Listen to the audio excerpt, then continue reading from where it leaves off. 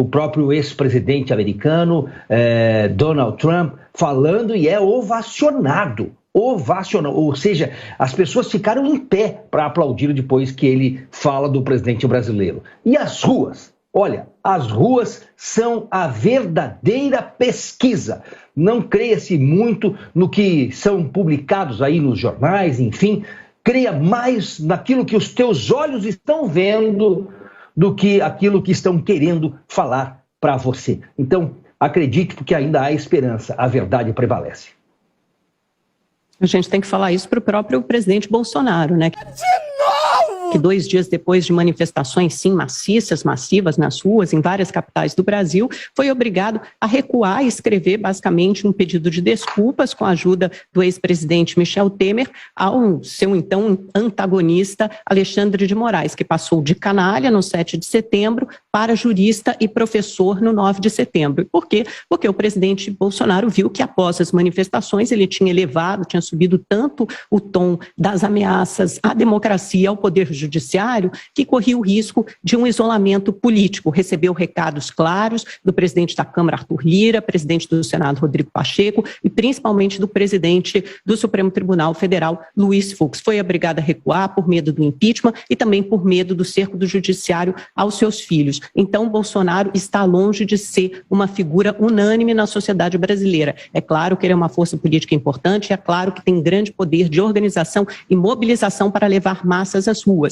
mas as pesquisas de diferentes institutos, e não cabe dizer aqui que elas são falsas porque elas não são, elas vêm de variadas fontes, inclusive do mercado financeiro, inclusive são monitoramentos feitos internamente pelos próprios partidos que mostram sim um derretimento, uma erosão da popularidade do presidente Bolsonaro. E em segundo lugar, se ovacionado por apoiadores do Trump, sendo que os dois compartilham da mesma ideologia de extrema-direita, de líderes populistas e autocratas, obviamente que já era esperado. E é o ex-presidente Trump, como vocês mesmos disseram, essa corrente política não foi vitoriosa nas últimas eleições americanas. Ela perdeu espaço, de novo, ainda representa uma forte e uma importante força política nos Estados Unidos, lógico que representa, mas não é majoritária, tanto que perdeu a eleição.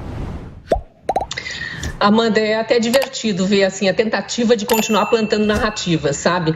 Porque eu acho que algumas coisas já não se sustentam mais e não dá para você continuar falando, você e as pessoas que insistem nessa coisa de pesquisas são confiáveis. Olha os últimos resultados de pesquisas nas últimas eleições, tudo errado, nada se confirmou. A população não vai confiar nessas pesquisas, assim como não vai confiar nas urnas do Barroso. Não tem como você convencer a imensa maioria dos brasileiros que foi para as ruas, como você diz, massivamente, foi para as ruas dar um recado claro, não tem como convencer de que pesquisa é confiável quando as ruas mostram exatamente o contrário.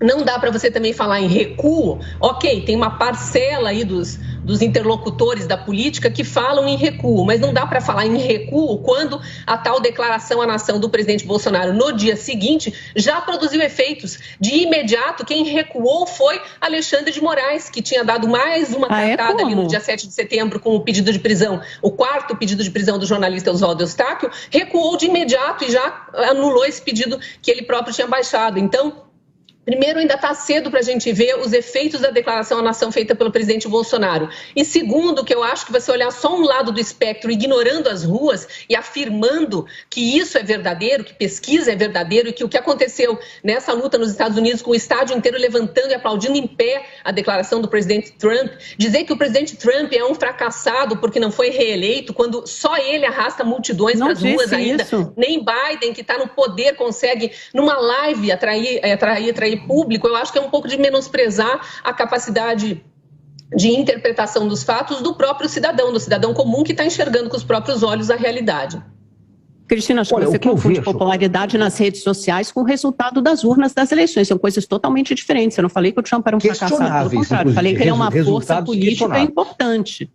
Mas não foi vencedor nas urnas, da mesma forma que o presidente Bolsonaro hoje, ele enfrenta uma grande rejeição. Isso não é mensurado só pelas pesquisas, isso é mensurado pelo próprio presidente Bolsonaro. E, obviamente, fez um recuo. Vocês é que tem que fazer uma ginástica, uma acrobacia retórica imensa, tanto que a direita se desmobilizou, ficou que nem barata tonta nas redes sociais, logo quando saiu essa carta, essa nota, declaração à nação, normal, né? Porque não sabia de onde tinha vindo. Não, isso porque é normal, foi preciso construir uma nova narrativa para justificar o ato, obviamente, classificado como um recuo do presidente Bolsonaro, que viu que a temperatura tinha subido demais e que ele ia ficar isolado politicamente. Isso é muito óbvio. Amanda, me perdoe, mas eu fico aqui colocando a minha cabeça no lugar e tentando entender como os teus neurônios se comunicam para conseguir criar tantas narrativas. Você tem sido, assim, uma porta-voz das narrativas. Que tipo de ataque é esse, Bernardo? Como os meus neurônios se comunicam? Como os seus se comunicam, então? Eu estou tentando aqui entender, porque você consegue tirar da cartola assuntos tão despersonalize, você não precisa me botar no meio, faça a sua retórica, eu vou despersonalizar, então eu vou despersonalizar. Sem se referir a mim. As narrativas que a esquerda está colocando são uma espécie de papagaio que as secas têm colocado aí um disco repetitivo. Então, não é a Amanda, toda a esquerda tem colocado essas narrativas e elas estão sendo cansativas. Elas são cansativas. Olha, a resposta das ruas está aí. Vocês da esquerda, ou quem se arvora nessa condição de superioridade da verdade, me fale, esperavam o quê? Que Bolsonaro, na quinta-feira, antes de não ter lançado a carta, mas ter lançado às ruas ali fuzil, baioneta, queriam que ele tivesse lançado os tanques de guerra para que alimentassem a narrativa. É um golpista e o exército toma o poder. Era isso que a esquerda queria e como o Bolsonaro vem e recua, ok, recuou, mas não colocou tanque de guerra. Colocou, sim, porque não conseguiu. Uma visão de paz, uma visão chamando. Ele agora, se os outros dois poderes continuarem a fazer o que vinham fazendo, ele vai dizer, olha, essa população, esses apenas 25% que a esquerda desconsidera, bom mesmo são aqueles 100, aquela meia dúzia de gato pingado, ontem 2 pessoas numa parada de ônibus em Brasília. Mas esses 25% voltarem à rua, eu não seguro mais, porque eu segurei caminhoneiro, eu segurei essas pessoas e chamei o ex-presidente que colocou o seu queridinho lá no STF, eu chamei o ex-presidente. E agora, vamos ver. Querem que as coisas continuem? Então, na verdade, Bolsonaro foi um pacificador. Ele deve ter sim pensado, eu tenho a chance de ser um grande ditador da esquerda, mas eu tenho a chance de pacificar esse país e é isso que eu vou fazer. Não vou fazer o que a esquerda quer ou se arvora, pensa que será. Farei a pacificação do Brasil porque é o que o Brasil precisa e não o que a esquerda quer. Até onde vai a mente bolsonarista, é muito criativa. Agora Bolsonaro vai a pacificador.